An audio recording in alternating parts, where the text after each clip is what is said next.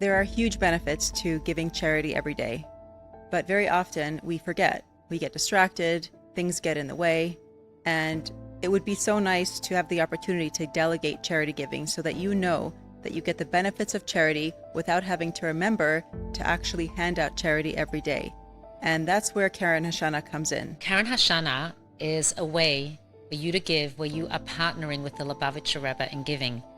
He started this fund in order for all of us to be able to give tzedakah daily, twice a day. And it's not about how much you give, it's about the fact that we are giving daily, twice a day. It's given out before Shacharit and before Mincha. And it's given out through Machane Israel at Lubavitch World Headquarters to people in need around the world, including Israel since October 7th. I love this concept. I think it's great. I think it's so useful. And we want to thank KEREN HASHANA for participating with us and bringing you this upcoming episode. mykerenhashana.com. The Rebbe encouraged people to give before Rosh Hashanah.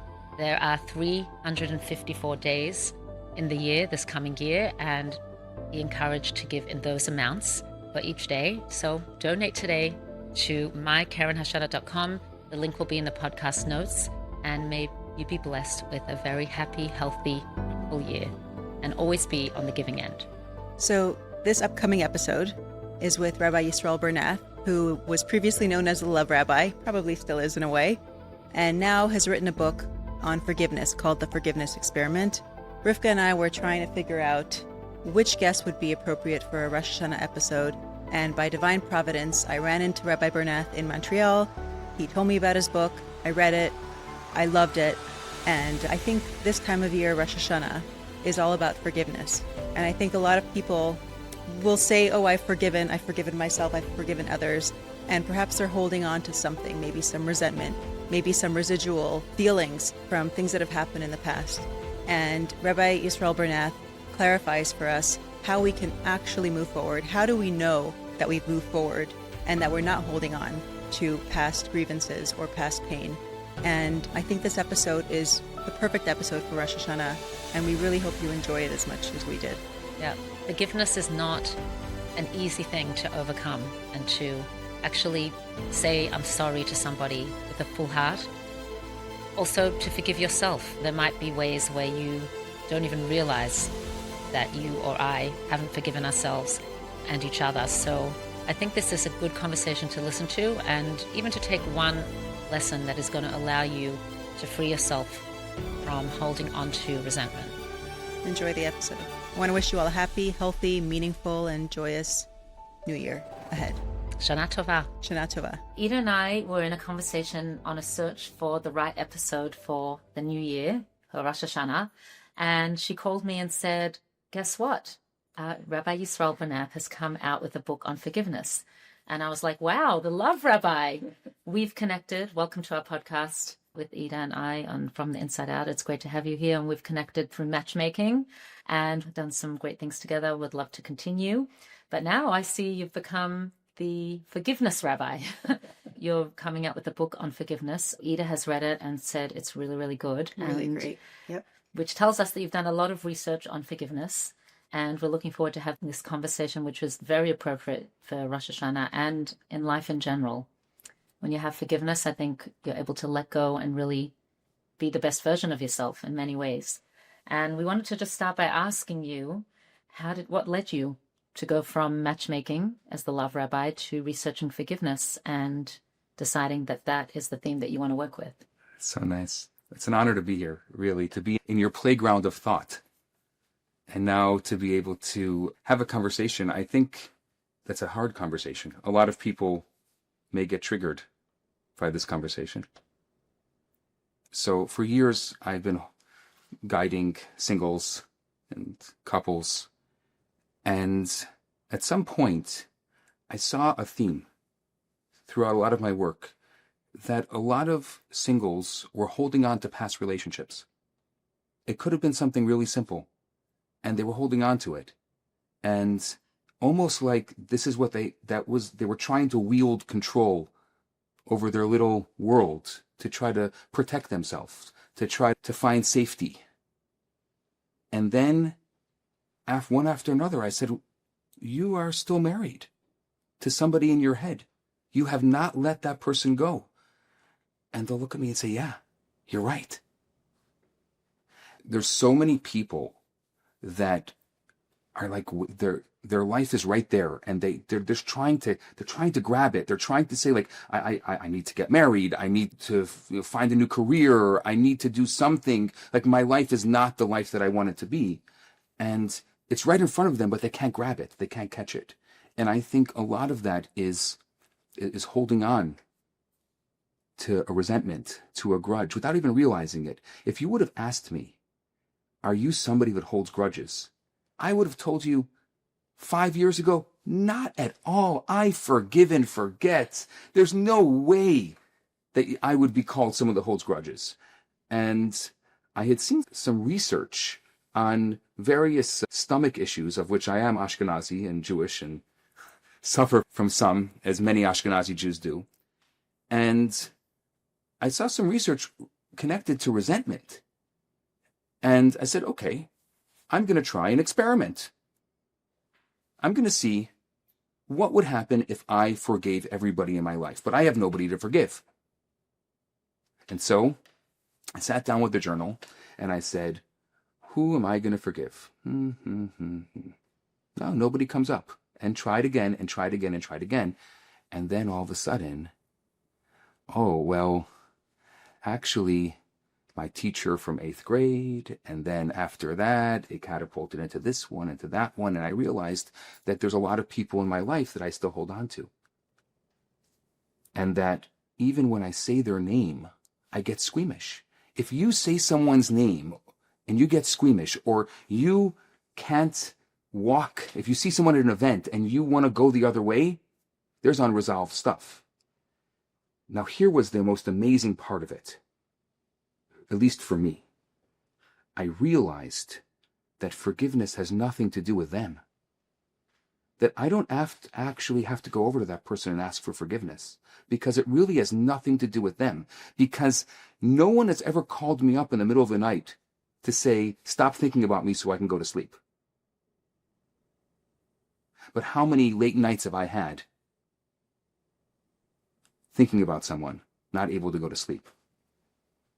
And so, whatever happened, that event, whatever caused that thing of which I need to forgive, that happened a long time ago. Or it could have happened, or it may even still be happening. But it has nothing to do with that person, because I'm the one with the memory.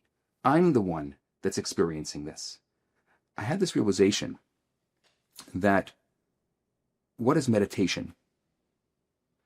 That meditation is thinking about something until you feel it. And that's what a grudge is. That's what resentment is, thinking about something deeply until you feel it. And so these are negative meditations. We always talk about these positive, beautiful meditations that free us and liberate us.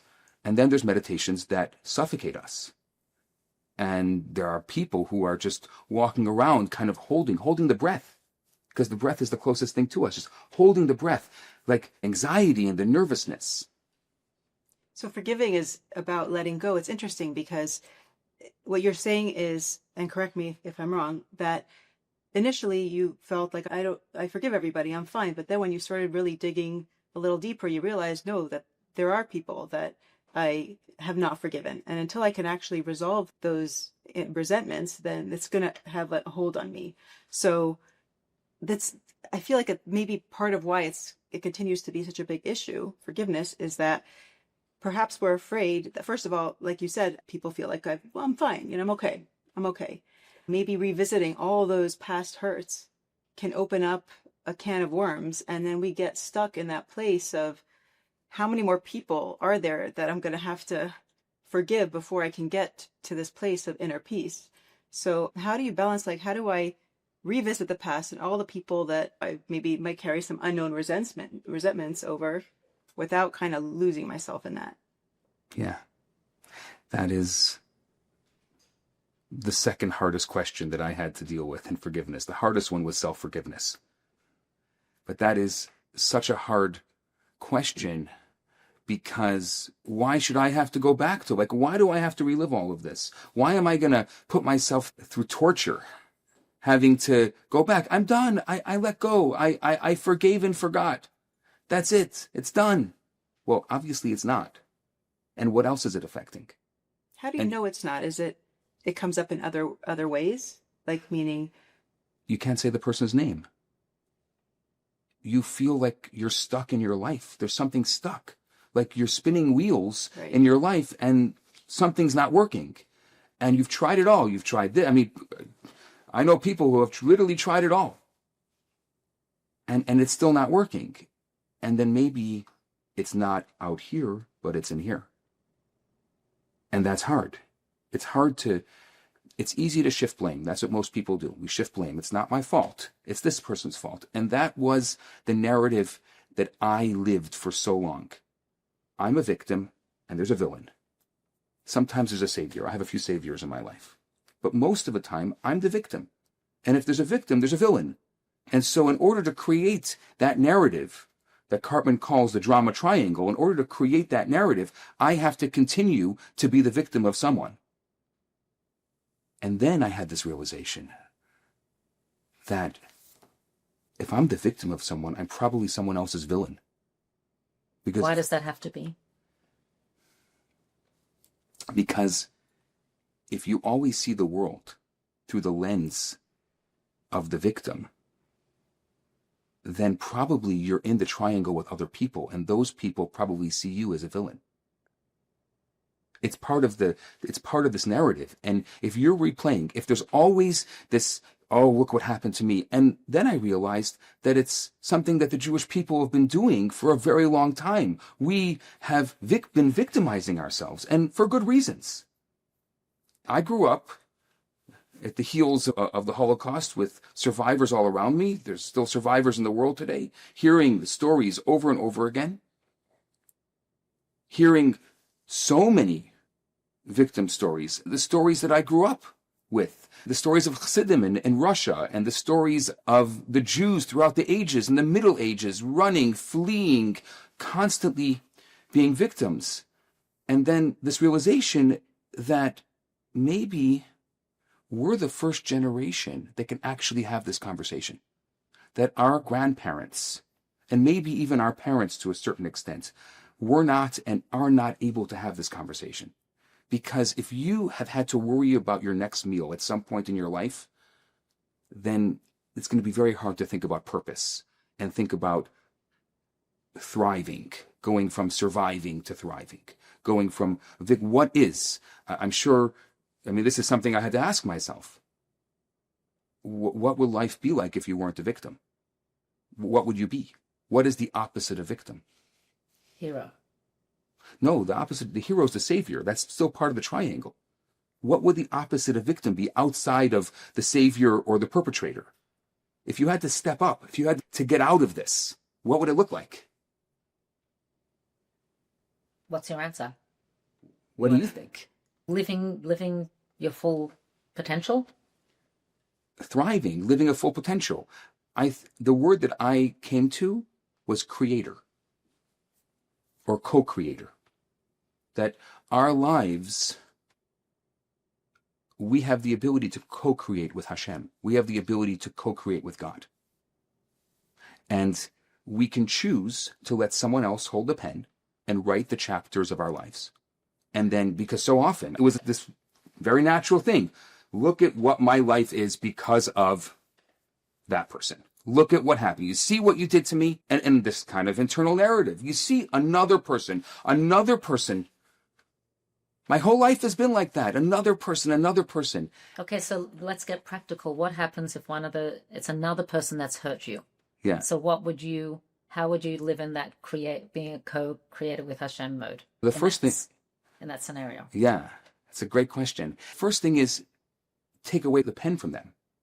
They're not the protagonist in my life. I am. And just that narrative shift. Okay, what would my life look like if I didn't write the story based on their point of view, if I wrote the story based on my point of view? And now that I'm writing the story based on my point of view, what do I want that point of view to actually be? What do I want it to look like? I've been involved in film for years, and one of my favorite parts of screenwriting is trying to decide whose point of view we're going to tell the story from. And I love stories and love narrative. And so I started creating a playground. Okay, I've been telling the story the same way for all this time. Let's try to tell the story differently. What would it look like if it was from this person's point of view? Or what would it look like if it was from the bystander's point of view?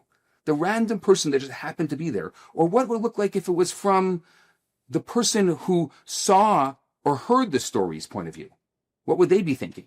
That's great. I think there's a Jewish law that if two witnesses have the exact same testimony, that it's not even valid in a Jewish court, which points to the fact that we all have very different vantage points and different viewpoints. So the question is, am I holding the pen or is someone else holding the pen? And how do we know that? Probably it's pretty obvious. If we're telling the story from the victim mentality, this person did that to me, that means they're holding the pen. Exactly. So do you want to give an example of whether someone's hurt you or you feel somewhat you're the victim and then you've taken the pen and you've written the story? Can you give an example? Sure.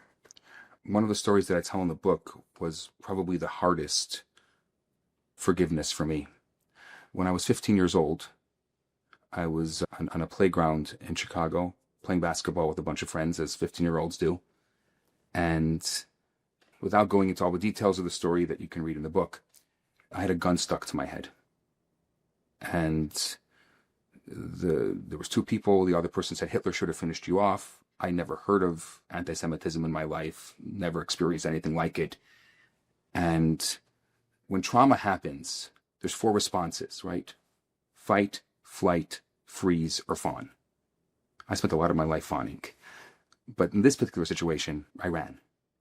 He actually shot, and it missed me twice, according to the court documents. And I ran around the block because I didn't want him to know where I lived. And when I came up the street, I saw that there was a rabbi getting arrested. And the 2 boys that just shot me were just standing there on the side. And my whole life was turned upside down in an instant. Like, why? And then I found out later that the rabbi actually had seen the whole thing happen, and he had tackled the boys. And when the police came, they saw the rabbi on top of the boys, and he had the gun in his hand, and they said that it was his, and there was a whole story. Wow. And it ended up going to court, and I had to testify, and I had to relive and face these people again. And for years,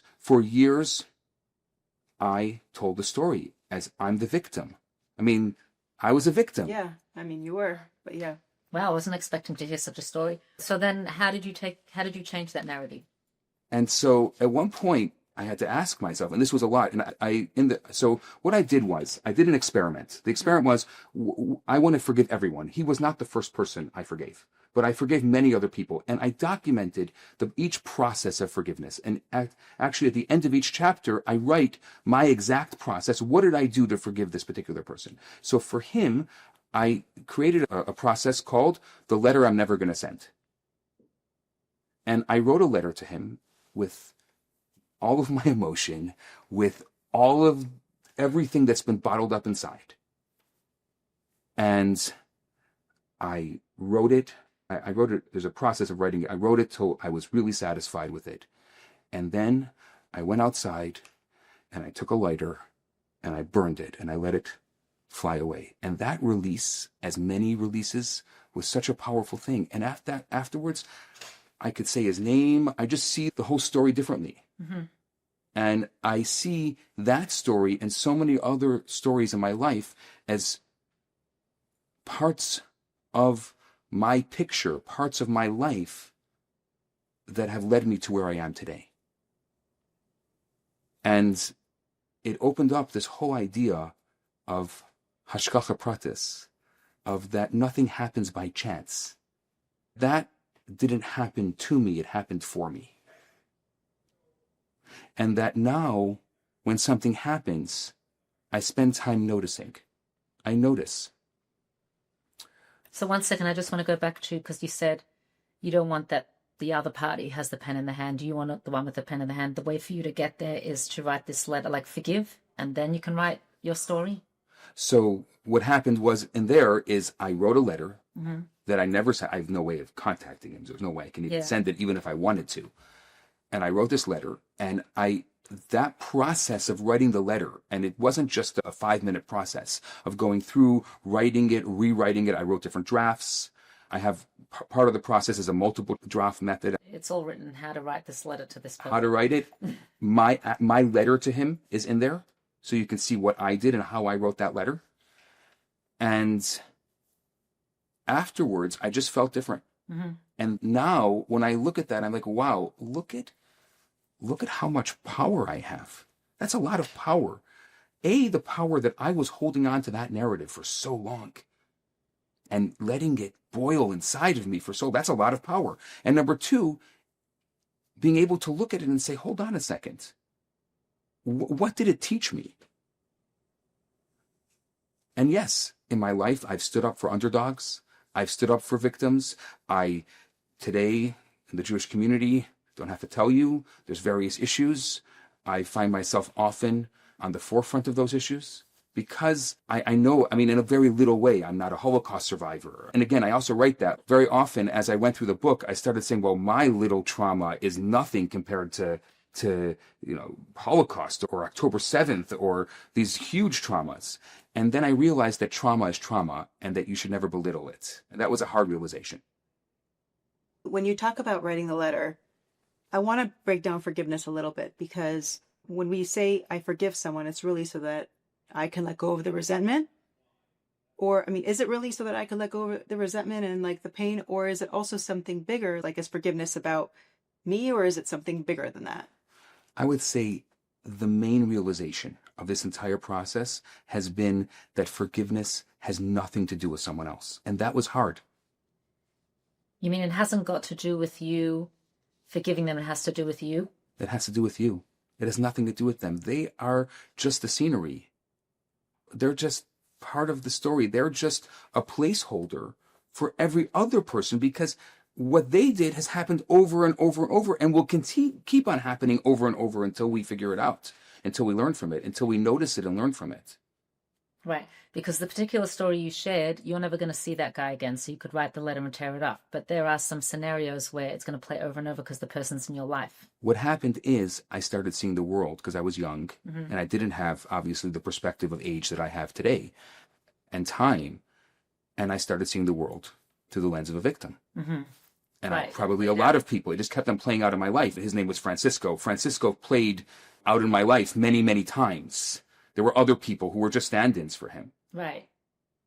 Interesting. So you're saying it's just an underlying theme, and the problem really is the way you interpret what other people do and not necessarily what they're really doing. I am the common denominator in all those stories. Interesting. And all those narratives. And it's really easy to shift.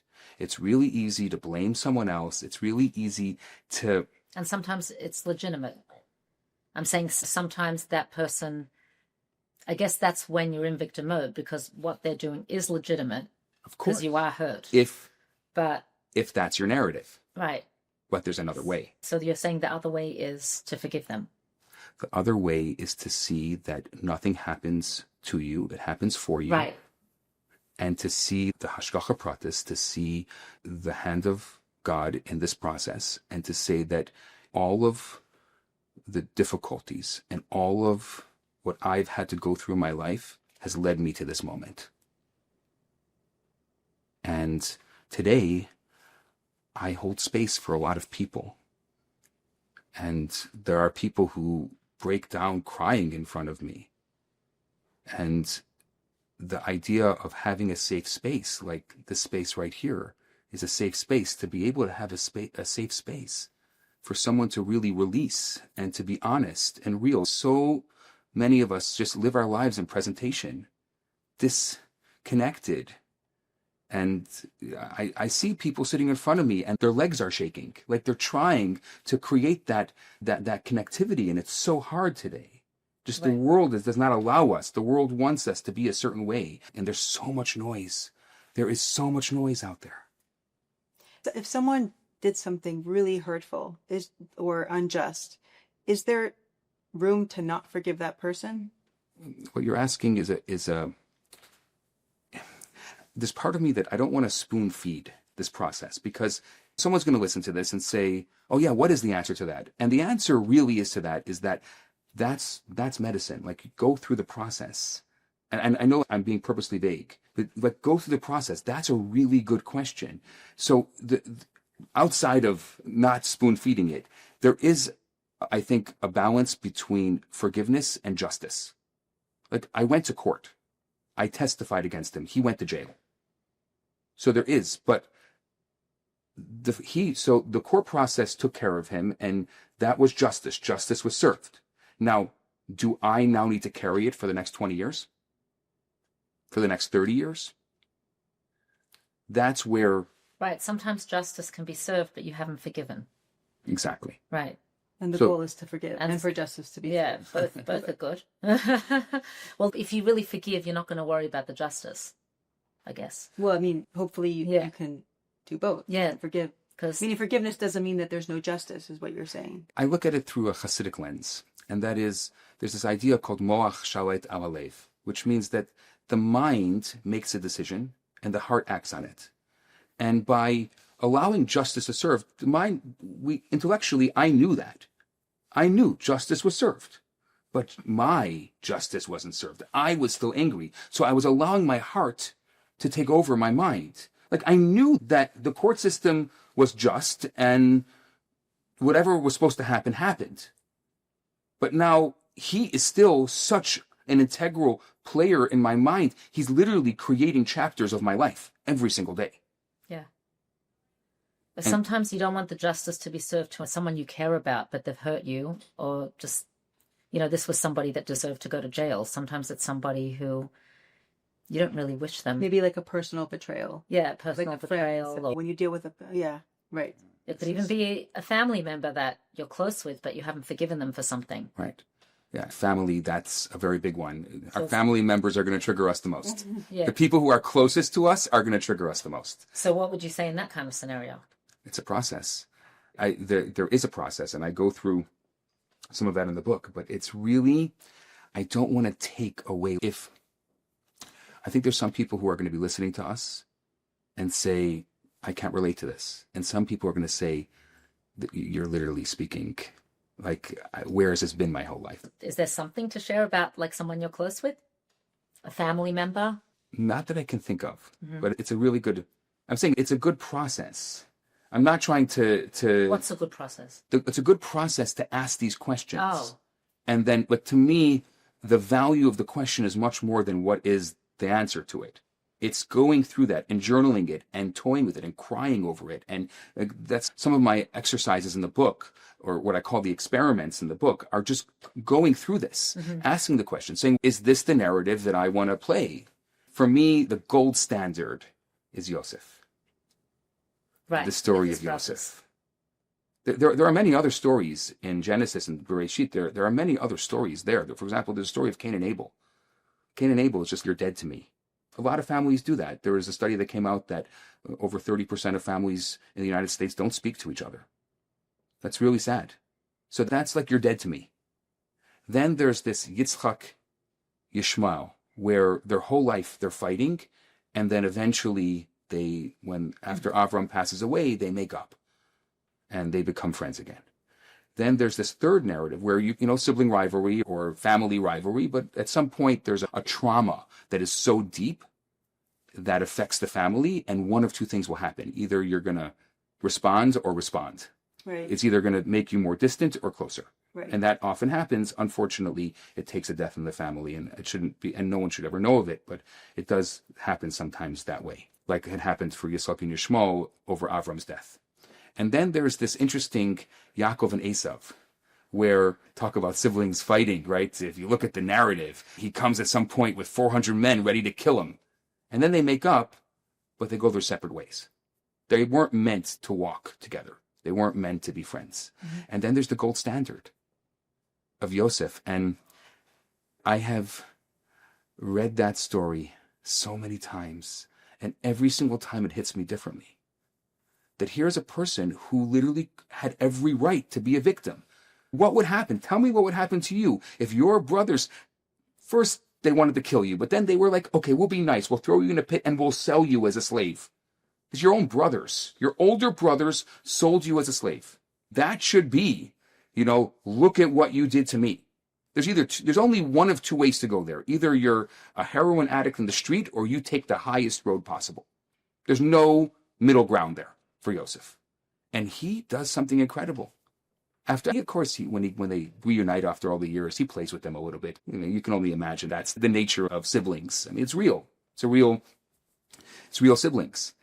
And then there's this beautiful moment. I always picture this great scene of 12 tribes, 12 brothers, 6 on each side. The father's coffin is on their shoulders. Yosef promised him that he would bury him with his parents in the tomb of the patriarchs in Hebron. And they walked all the way from Goshen, from Egypt, all the way to Hebron. And they bury him. And on the way back, they're going back to Egypt where they all live. Yosef is the viceroy. He's got a lot of power. And they start creating the story in their head. Yosef. All these years you've been holding on to this. Yosef's going to kill us. He's going to kill us. They're so convinced that he's going to kill them that they go and they bow in front of him. They grovel. Don't kill us. And he says what I think are the most powerful words in the whole book of Bereshit. What's amazing about these words that he says is the next words are, and Yosef lived 110 years and the brothers lived, and then we go right on to the story of Egypt. It's the end of the whole book. It's the last paragraph of the book. Adam and Chava and Noah and Avram and Sarah and Yitzchak and Rivkah and Yaakov and the brothers, the tribes, it all ends with forgiveness. He looks at them and says, am I instead of God? You intended to hurt me. But God had another plan. What's amazing is that he didn't whitewash it. He didn't say, oh, nah. As a kid, whenever you'd say thank you to someone, what would they say in Yiddish? Nishta kein farvas, nothing to thank. It always bothered me. What do you mean nothing to thank? There's a lot to thank. That's why you're destroying my thank you. He doesn't destroy. He doesn't say, no, it was nothing. Don't worry. No problem. No worries. He didn't say that. He said, you did harm, but it has nothing to do with me. Yeah, you've got to figure it out. That's between you and your God. You got to figure all that stuff out. But between me and you were just the scenery brothers. Oh, you mean that thing that you did when I was 17? Oh, that thing. It starts with not being in a victim mindset. I find that a lot of people who are able to forgive are people who have taken whatever they went through and they've turned it into something positive and they overcame it. And then in hindsight, all those things that happened that person did to them ended up being a catalyst for their growth and change. And I feel like at that point, they're probably out of victim mentality and it's easier to forgive in that space. Well, Yosef did say, if I hadn't gone through all this, what you did to me, I wouldn't be the king. I wouldn't be. And I wouldn't have saved the world. Yeah. He saved the world from a famine. So he recognized that he had to go through that. Right. But I also feel like that's a minority. You have people who have been through something really big. They've been betrayed. Yosef's story is a perfect example. Big things happened and then they overcame them and they were able to learn from them. But I believe we talk often about the in-betweeners. I feel like most people are in this space of it wasn't bad enough for me to have to forgive. And it's good enough where I probably don't have to really sit down and go back and work on it. And I want to just share an excerpt from your book where I feel like you encapsulate this so well. And you write that there's a special kind of pain that doesn't scream. It shows up in those who look fine. They smile, they keep appointments, they succeed. Yet they carry the ache of being emotionally invisible. And I don't know if I could safely say it's a majority because I don't know the research, but I find that there's a lot of people who are in that category. Not bad enough to have to tackle this forgiveness thing, but not good enough where I'm living my best life and not sitting in victim mindset at all. And life, like you said, life is happening for you, not life is happening to you. So can you talk about this really amazingly written excerpt and how does it affect our capacity to forgive others or even ourselves? One of the realizations that I came to through this process was that this is so universal that everyone has someone to forgive. If you're an adult, you have not gotten through the world without hurting someone or being hurt by someone. It's not possible. And what's amazing about the Jewish calendar, and I love the Jewish calendar, like we just left the month of healing, Menachem Av. We have a month of healing because it's such a sad month, and so it's a month of healing. And we have a month where you're supposed to increase in joy, the month of Adar. You're supposed to increase in joy. And then there's this month that is dedicated to tshuva, to change.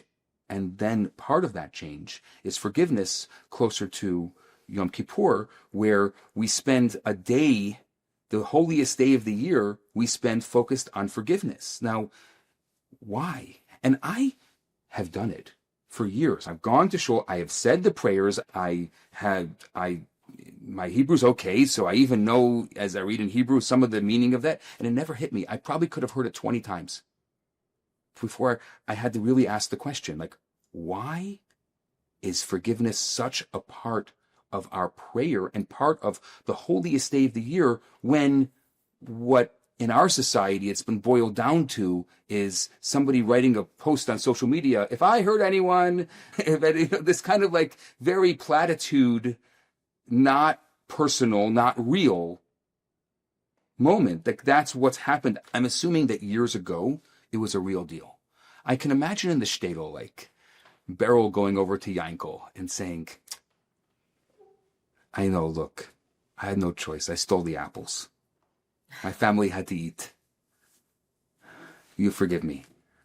Like, I can imagine that was going on. But today, we have first world problems. Stole the apples. Apples grow on aisle 2. And if I don't want to get up from my couch, I can press a button and someone will deliver the apple to my door. You can send a text. It's much easier than the person. Exactly. You don't even have to call the person, even hear their voice. You can send a text. So what would you say true forgiveness is? You could actually have someone face to face saying, do you forgive me? And the other person says yes, but they don't really feel that way. Of course. Nothing. There's nothing to forgive, right? Nishta kein farvas. There's nothing to forgive. That's what it's come. We kind of belittle it. And what was amazing in this process was to find out that there actually, in the English language, there's no other book on forgiveness. I didn't realize this until after I wrote the book, that there's no other book on forgiveness. There are chapters in books. There's a lot of books on suffering from a Jewish perspective. But from a Jewish perspective, there's from many other perspectives, right, many other faith perspectives, many other scientific perspectives, but not from a Jewish perspective. And that it's actually such an integral part of our tradition. Why do you think there hasn't been anything written on it? It's hard. It's a hard topic. I mean, look at us here, right?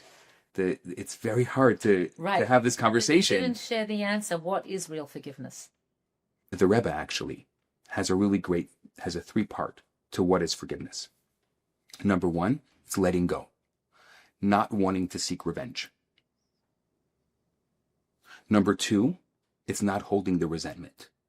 So letting go, not wanting to seek revenge is I don't want to clobber you, or I can tolerate you. I love the Museum of Tolerance, right? We don't like you, but we'll tolerate you. I can tolerate you. Number 2, this is the way I see it. Number 2 is that you let go of the resentment itself, which means that you go through a process of which you actually forgive. Forgive meaning that when the person's name comes up, when the episode comes up, you are not going to have a bad day afterwards as a result of it.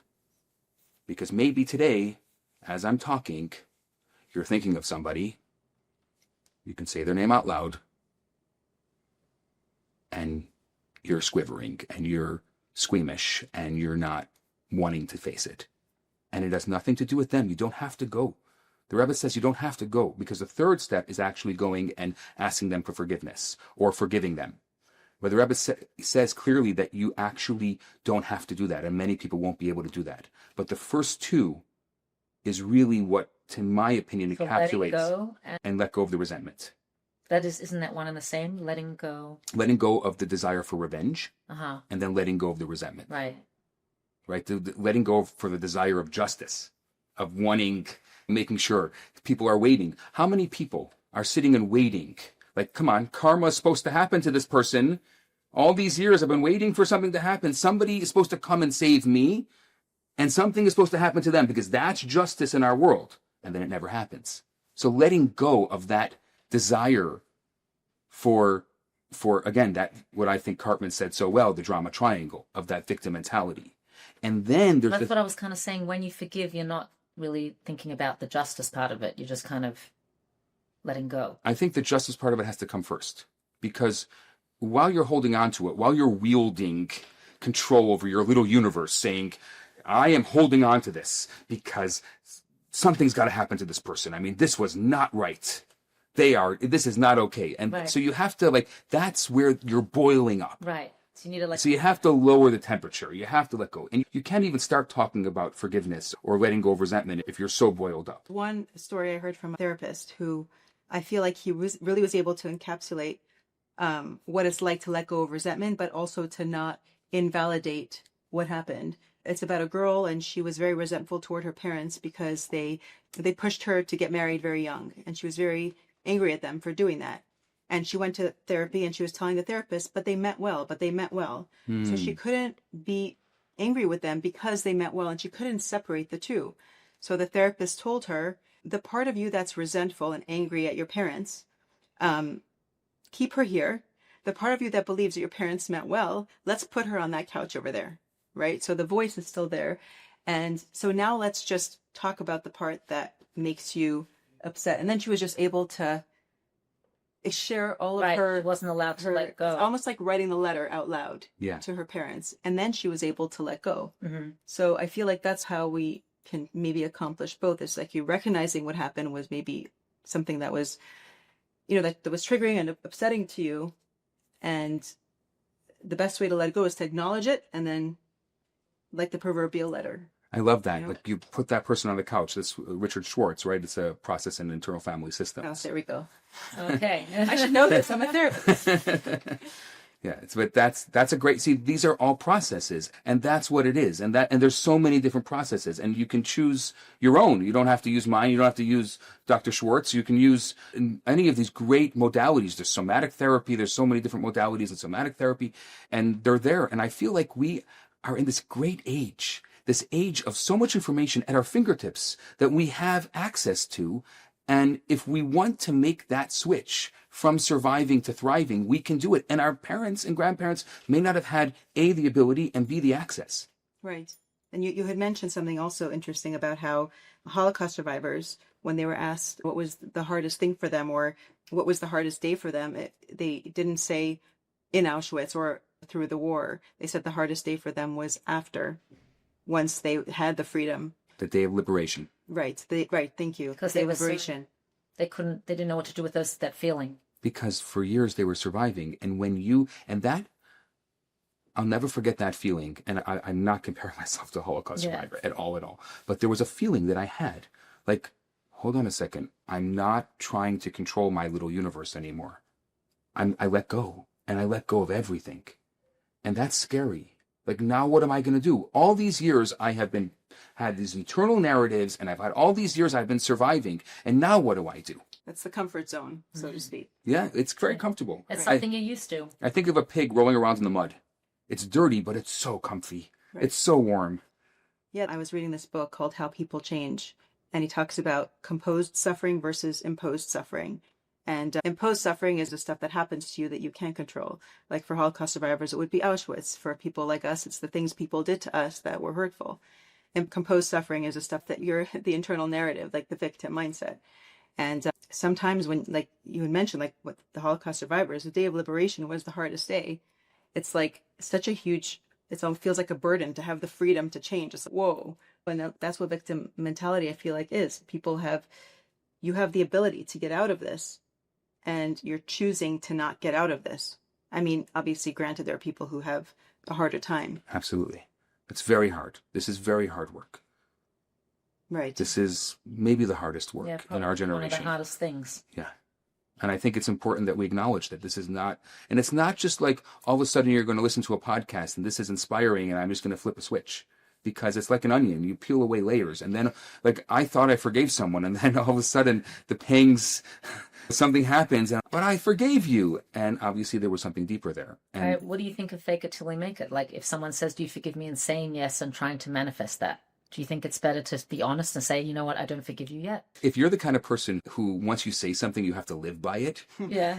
then maybe it's a good idea, because you're going to like, well, I said it and I got to be true to it. Right. So there is this idea, because it was like a bit the poetry that you were saying there, that you're going about with a smile on your face, but you're not really feeling it. But perhaps you should go about with that smile on your face so that you can actually live by what you're sharing. Definitely in our community, that is a prevalent idea. And I'm sure it works for some people. And for some people, they have stuff boiling under, and it may look, it's the quiet scream, as I call it. Mm-hmm. It may look good, but underneath it's so hard. Right, and it can manifest in Ashkenazi stomach issues or other things. Or other things. Yeah. I see a lot of connections now with a lot of ailments in this world, and memory, and lack of wanting to face memories. Right. And that internal stuff that you haven't healed, you may end up hurting someone else with that. And let's say when you do your healing work, you come to recognize, like you say, if you've been hurt, you may have hurt somebody else. We'll go to ourselves. How would you learn how to forgive yourself if you know you've hurt somebody? That is the hardest forgiveness. I have a chapter in the book. It is the hardest process. I remember things that I said. Maybe there are things in this interview that I said that I was like, oh, why did I say that? Or why didn't I say that? And just, we punish ourselves more than everybody else. And we can love ourselves greater than everyone else. But on the negative, we punish ourselves greater than anyone else. And every little thing, and especially if you're a critical person, you're going to be most critical with yourself. And you're going to say, why? I could have, why didn't I do that? And just the things we didn't say, or the things we did say, or like, why did it was just like a weird conversation. The energy was off. And then I said that and now I can't, what am I going to do? Go and call the person and say, last night at the party when it was a little weird, I'm sorry for how I reacted to you last night. I wasn't sympathetic enough when you told me that someone had passed away, or I wasn't, it happens every single day. As adults, this is something that keeps on happening. And especially if you're someone who's aware, you're going to notice it so much. And I think it's just that. The self-forgiveness starts, there's many steps to it. But for me, the first step was noticing. I'm noticing. And just the noticing and calling it out. I would call it out to myself. I noticed that. I noticed that the person in my community came to me, it kind of threw me off guard, told me that his mother had passed away. I had no idea, and I didn't respond properly. So I noticed that was not a good, that's not... Sometimes it can be a lot deeper. It can be someone you really care about. It could be your own child that makes you recognize something that you could have done better. And that could be the hardest thing, is that with someone you really care about, that you know that you've hurt in some way. Or it might be a deeper step you need to take. Yeah. Last week on Living Torah, Gem has amazing clips that a message they put out every week. And this past Matzah Shabbos I was watching, I try to do it every Saturday night, and the message was similar to forgiveness, about moving forward, because Rabbi Zeitlin from Israel, Alaa Shalom, was saying that he wrote a letter to the rabbi saying he was hard on himself about all the things that were weighing him down and what he could have done better. And the rabbi wrote back to him to let go of that. Every moment is a new moment, and to move forward. Love that. So that it was holding him back, and he found that so freeing. Just this idea of every moment is a new moment and moving forward. Can I unpack that a second? Yes, please do. I want to unpack. Because what I realized in the process, especially of self-forgiveness, that the past doesn't really exist. That realization that the past doesn't really exist anymore. It only exists in your memory. And that really all that exists is the present. And by changing the present, you can change the past. And also, I think you can change the future. I believe that. Even reframing is a way of doing that, of changing the past. You just understand. But that past might exist with that person that feels that you've hurt them. Do you know what I mean? But is it your responsibility to to them to get them to a place where they can forgive you. I mean, if somebody, if you had that type of situation, it's like the hope is that they'll get to a place where they understand that even if you've hurt them, and if whoever this is understands that they've hurt this person, that this person has an opportunity to grow from it. I think that's their lesson, and we have our lesson. Right. Right, I think so. I don't know. It's tough. It's really tough when you've hurt someone. It's really tough. hard. It's really hard. To me, it's easier to be the one who was hurt than the one who. Yeah, in a way. Yeah, because it's very shameful when you come to the realization that you've hurt somebody else. It's very hard. But you will have. And that was, for me, the hardest part, is all of a sudden things started coming up, and people that I had hurt started coming up. And I was thinking to myself, if somebody were to say, who is Yisroel Bernath? I would say, not the same person he was 5 years ago, and not the same person he was 10 years ago, and hopefully not the same person he's going to be in 10 years. But there are people in my life who see me as the person I was 5 years ago, the person I was 10 years ago, or the person I was 20 years ago, or the person I was 30 years ago. And all of a sudden you meet somebody who you haven't seen in 20 years, and they want to go right back to that version of you. And it becomes so blaringly obvious, like, that is, like, I'm not going there. I'm way beyond that. And part of this self-forgiveness is also having to live with the past creeping up as you move forward. Like in Tehillim, David HaMelech said in chapter 51, my sin is always before me. I guess that's what the past is. Like, you recognize, I may have done something in the past, but we're forward thinking and you don't let it hold you back. Somebody I'd forgiven. I'm not saying this is going to happen to anyone, but it has happened to some people who have done it. People have told me this happened, but it happened to me. I forgave somebody that I haven't spoken to in 20 years.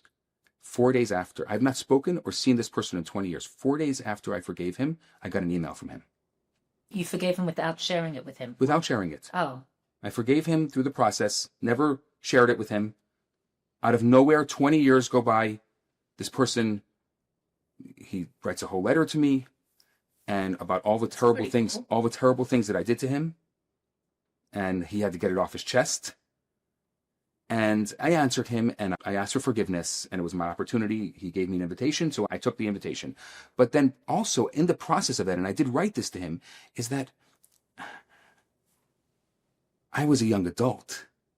Like, you made it like I'm the sage and I'm this person. Today, I can see in retrospect, I was young. And young people make mistakes, and I think we kind of kick ourselves and we hit ourselves for the mistakes that we make in our youth. And that's also part of the self-forgiveness, is realize that you're young and you don't have the perspective of time. You don't have the sage counsel that you would give your younger self today. Right. You have to forgive yourself for the things that you did when you were younger that might have hurt other people. And you want to hope that they will forgive you in the process. But the only thing we have control over is being able to forgive ourselves. And the present, if the people actually that meet you now, or that meet any of us and be like, oh, I see that person has changed.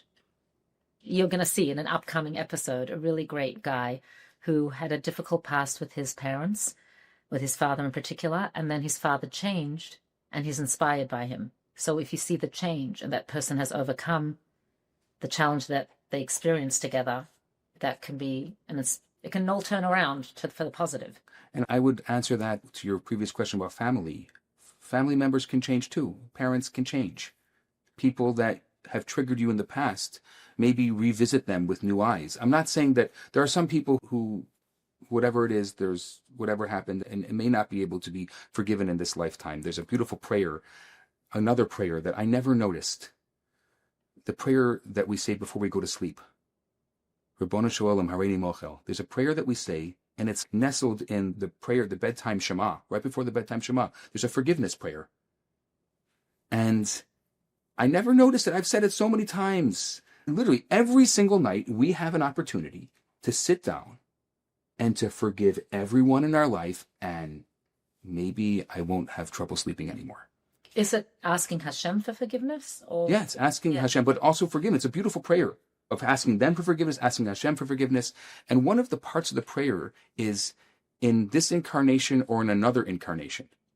And I've always wondered about, like, why does it say that I hereby forgive someone in this incarnation or another incarnation? We say this every night. And I realize that we do believe in an afterlife. It's a different conversation for a different time. And that maybe that for some people in this incarnation, forgiveness won't be possible. It'll have to be in another incarnation. And that maybe some other version of your soul in the future will be sitting there at night and saying this prayer and praying for. But in your book, aren't you sharing that it's possible to forgive anybody or not? I go through this process. It's one of my favorite processes, the process of cheshbon hanefesh, and going through this personal account and saying this forgiveness prayer and saying the Shema the evening. I go through this process. Right. Is the result of the book that you can forgive everyone? I think the result of the book is that every person is unique and every situation is unique. And I can tell you, and I've read it very clear, I'm no expert on this. I don't know if anyone could be an expert on it, really. The humility of realizing that we don't have all the answers to these questions because some of these questions are really beyond us.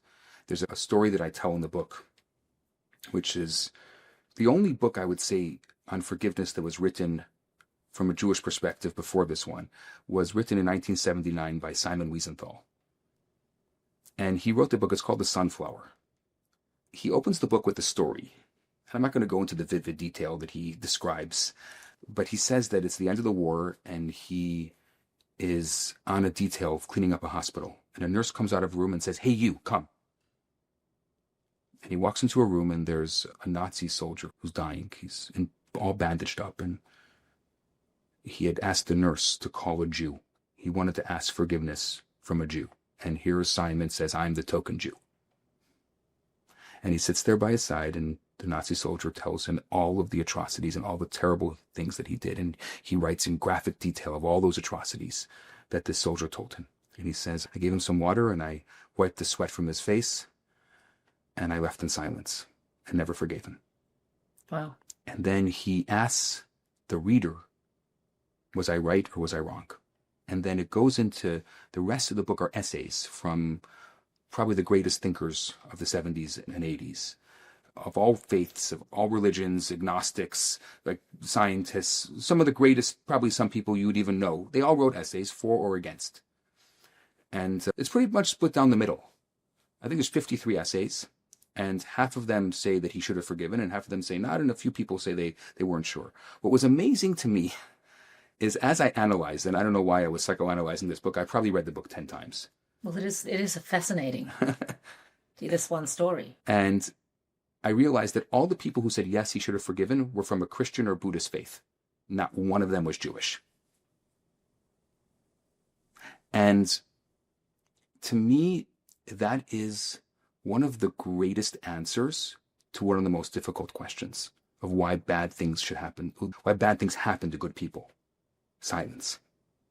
The Rebbe said this, that there's some questions that don't get answers. And I think he says it so well in the book. The funny thing is, at the end of the book, he doesn't answer. He doesn't answer whether or not he thought he was right or wrong. But I think here was a man who was a stand-in for 6 million, for mothers and fathers, for grandparents and grandchildren, for husbands and wives, for beautiful souls that were lost in this world. And here he's supposed to grant forgiveness for that? There is some forgiveness that it's too large. For the forgiveness of atrocities. I think I was talking to somebody last night and she was talking about the black community and slavery and the forgiveness of great atrocities. Who am I? The humility to know, who am I to be able to forgive such a great atrocity? And he's right.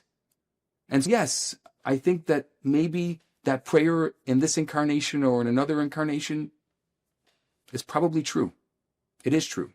And that there are some things that we cannot forgive. And as the Rebbe said, like Hamas, there are some things that we ask questions and questions. And in our society, in our world, we've gotten so used to that every question has an answer. And sometimes if you answer a question, you destroy it. And these are questions that we will ask over and over and over again, our entire lives. And we should ask them with passion and with love and with sadness and with all of the gamut of our emotions. and we should never answer them. I think you also just partly explained why there isn't a book comprehensive, a Jewish comprehensive book on forgiveness until now, because perhaps our generation has the capacity in a way that the previous generation just didn't, because they couldn't speak on behalf of people who didn't have their voices anymore. Yeah. You can forgive for yourself. You can't forgive for someone else who might not have wanted to extend forgiveness for something that was done to them. Yeah. So we have that capacity now, maybe more than ever before. But is there a difference between collective forgiveness and individual forgiveness, a personal and a larger scale for Am Yisrael? Is there a difference? I think there is. I tell two stories in the book. One of the stories that I think has really taken me is the story of Matilda Rathenau. So in the 1920s, there was the German foreign minister. This is before Hitler's rise to power. His name was Walter Rathenau. And one day, he was assassinated for being Jewish. They saw a manifesto from the three assassins later that he was part of the Elders of Zion and all of the tropes that unfortunately have reared their ugly heads today. And he was assassinated. It was a big wake-up call for a lot of German Jews at the time. And one of the assassins was killed on the spot by the police. The other one committed suicide, and there was a third that they captured. He was the driver. He was 21 years old. His name was Ernst Techow. And Ernst is sitting in prison, waiting for his trial, and he gets a letter from the mother of Walter Rathenau, Matilda Rathenau, sends him a letter in prison. Now, the mother of the person you just killed, I could imagine what kind of words would be in this letter. I was told for a while this story was a myth, but I actually did research and found the letter that she wrote. It's in the court documents because they read it out loud in Ernst's court case to help. The defense attorney read it to try to help appease his sentence. And she writes that I will forgive you. The mother of the person he just killed, while he's waiting trial, writes, I will forgive you on two conditions. One, that you admit to your wrongdoings in the court of justice in this world, and that you admit to your wrongdoings in the court of justice in the world above. Well, got the chills. He sits in prison for 15 years. And he tells the story. He comes out of prison in 1944. He smuggles his way into Marseille. And he starts making fake passports and saves 700 Jews from the hands of Hitler. And he says in a letter to Matilda Rathenau, I hope that in some way what I did avenges your son's blood. To me, what this woman did, the strength of this woman, that she has no idea. First of all, she can write that letter, could never be received. He could receive it and throw it in the garbage. It could do nothing. To take that level of vulnerability and to put it out there in the open, it's insane. And then what she got in return is, here's a person who he writes that he ended up, after receiving that forgiveness, he realized that he never studied Judaism. And in prison, he studied Judaism and he found out all the lies that he'd been told, and it changed his whole perspective. And he said, when I get out of prison, he knew what was going on, as many people knew what was going on then. He said, I'm going to help save the Jews. And he did. Power. Wow, that is powerful. Well, it's her forgiveness, and then him the power to change. I guess he gave himself on some level. He had to let go in order to, when he got out of prison. I can't imagine what that process looked like. I mean, this is extreme, but this is great lessons for us. We always end our podcast with a favorite quote. Can you share with us one going into Rosh Hashanah, something on forgiveness from your book, a quote? I think my favorite quote on forgiveness and from the book is this quote that in the beginning of the book from this psychologist Jerry Jampolsky from 1979. He says, "Forgiveness is giving up all hope for a better past." So often we're holding on to the past. Right. We're holding on to that. It's all we have. Our breath, it's all we have to hold on to. Those narratives, those stories that we tell ourselves over and over and over again. That's all we have. So And you're so, saying the better past will come if we let it go. look at Matilda Raphael. Not only will the better past come, the better future will come. And that's what we want more than anything else. And that's what we're hoping for going into Rosh Hashanah and going into the new year, is we're just praying, right? What's that prayer and that wish we have? That you should be signed and sealed for what? For a better future. And that's what we want from all of this. May everyone feel like they can take their past into the present to build a better future. And allow for forgiveness. Thank you for having me. Yeah, thank you for being here.